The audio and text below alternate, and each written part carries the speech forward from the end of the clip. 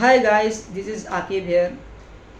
I had discussed about fiction in English in my previous video. Today I am here with a new topic. The topic is that what is a translation studies? They were conducting the internal test in my college as a tutorial. So there was conducted a paper about translation studies. Today I am going to discuss on this topic that exactly what is a translation studies.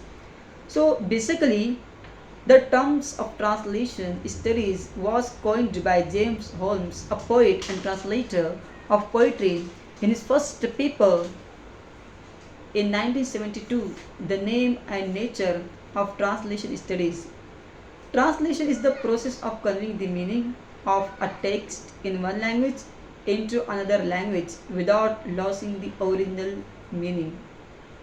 The original text is called the source text and the translated text is called the target text.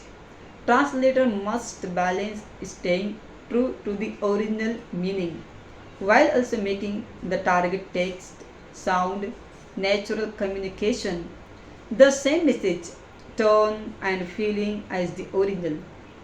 Translation studies is an academic interdiscipline that studies translation, interpreting, and it can be described as an interdiscipline that touches on other diverse field of knowledge.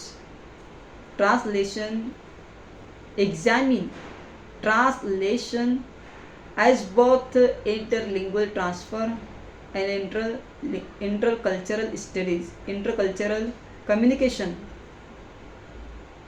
Some of these fields include comparative literature,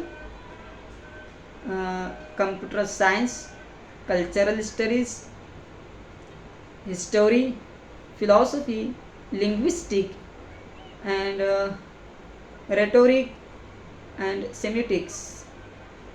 So guys, this is a brief definition about translation studies, that what is the translation studies. So that's it for today. We will meet again soon in next video.